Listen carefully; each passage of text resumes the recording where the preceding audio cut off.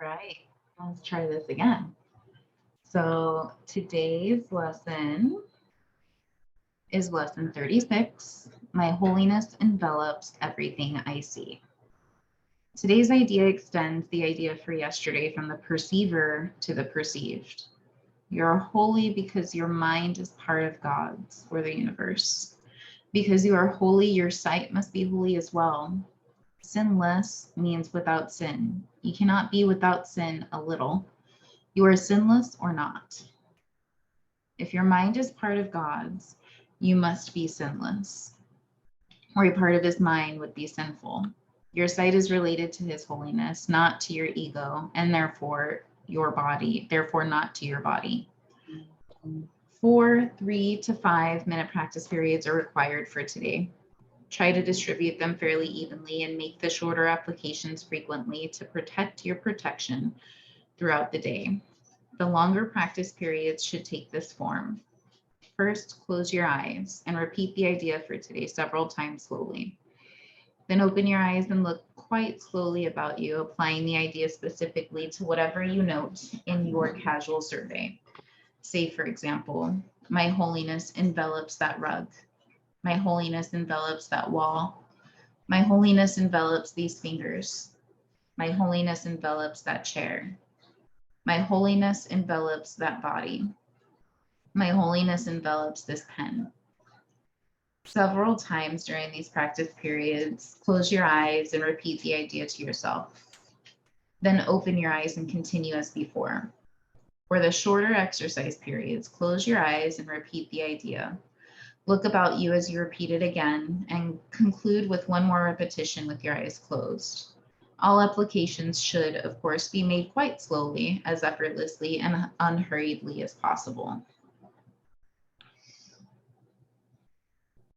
I find myself struggling these last few weeks, or not last few weeks, but these last few days. Not really applying the lessons, not setting aside the practice periods. I feel kind of disjointed, like such a huge shift from old way of being to new way of being, and still having that like seesaw of going back and forth, like, oh, well, let's try that old way of being and see if it works, and then it doesn't, and then it gets down into this dark space, and then we come back up again.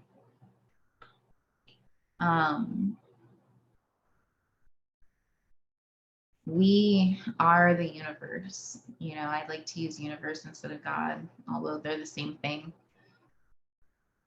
I feel holiness and love are also interchangeable. We are the universe. Perfect flow. When we let go is when we can allow it to work through us, universe, God, whomever, whatever name you use. Just like the natural world works in this beautiful symphony that just comes together so beautifully and perfectly without trying. And that's the thing, is that it's the without trying. Stop trying. Stop forcing. Stop thinking you know exactly what needs to happen, and instead just allow what is happening to happen. I've been struggling on the not making things happen, on the not trying, on the not. I've been struggling a little bit with the surrendering and allowing things to be. I feel this visceral fear, and it's amazing because I can feel it now, meaning it's not me, whereas before I thought it was me. I still see the crazy thoughts in my head that this visceral fear makes. I love that it's been, I get more and more separated, and I'm able to see it. Working through some like codependency stuff right now and learning a little bit more about that. And having some really big realizations about why I am the way I am and how I got this way, and like processing that and really opening to that. And it's like I'm a bigger mess than I was before. And in that space, it's not that I'm a bigger mess than I was before. I just see the mess that I was before, and I didn't see it before. I see it now, and it's not the greatest feeling.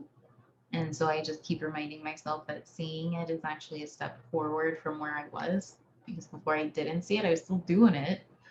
I just wasn't seeing it. So my holiness envelops everything I see. Universal love envelops everything I see, because I am universal love, because I am the universe. And I am a vessel for the universe to flow through if I just let go. Love you guys.